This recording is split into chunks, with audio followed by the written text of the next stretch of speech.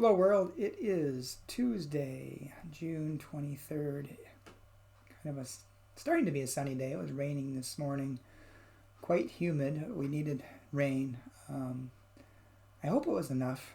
The fields are pretty dry around here. It was much needed, and hopefully I think by the end of the week we're supposed to potentially get some more. So farmers really need it around here. Today's daily devotional is Children in the Wilderness, written by Talitha Arnold. And it's based upon Genesis chapter 21, verse 20, New Revised Standard Version.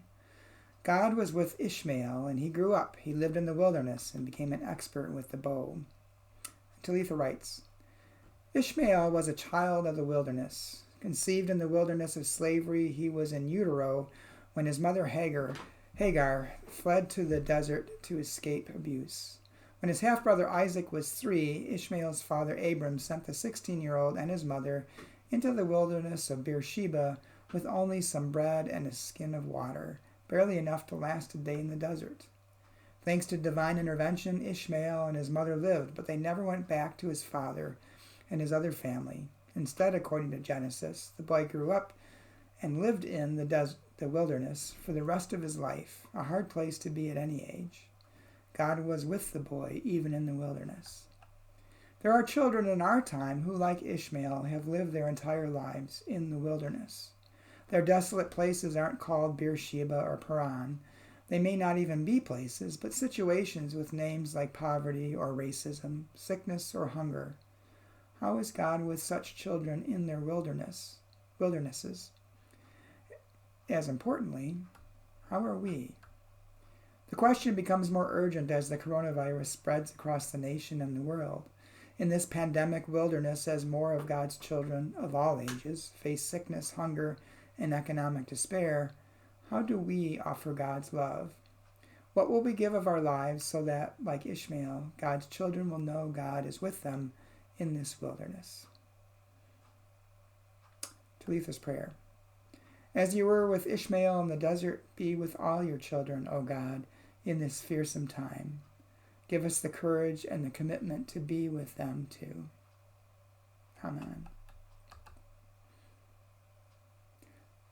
So in a way, I guess, each of us is in a different kind of wilderness because of this pandemic. And the wilderness is different for everyone. For some, it might be a wilderness of being alone, when you're isolated and in seclusion, and in a way, even as things open up, still fearful of doing things that we might have done before the pandemic, even greeting someone, shaking hands, hugging, sitting and chatting at a restaurant or a coffee shop. The pandemic changes all that in a way. But for those of us who pretty much, despite those inconveniences, because really that's all they are, is really inconveniences, there are people who are much more deeply affected by this. Jobs that have been lost temporarily and sometimes permanently, especially in industries that are deeply affected by things like tourism, or even eating out. A lot of restaurants don't have their employees, or hadn't had their employees for quite a while.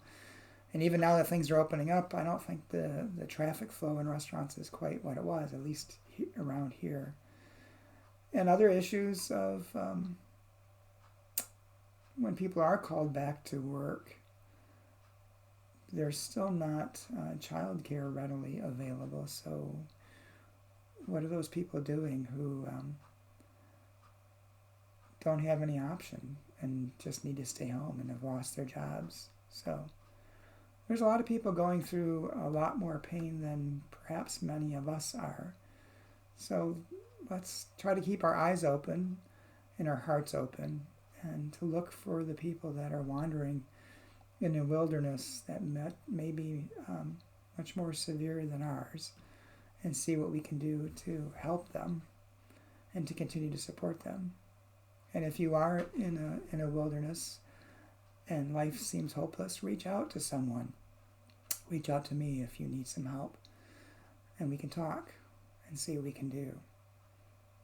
Because that's what really being a Christian is all about, is living in community with one another and supporting one another in every way that we can. Hope you have a good day. I'll talk to you again soon.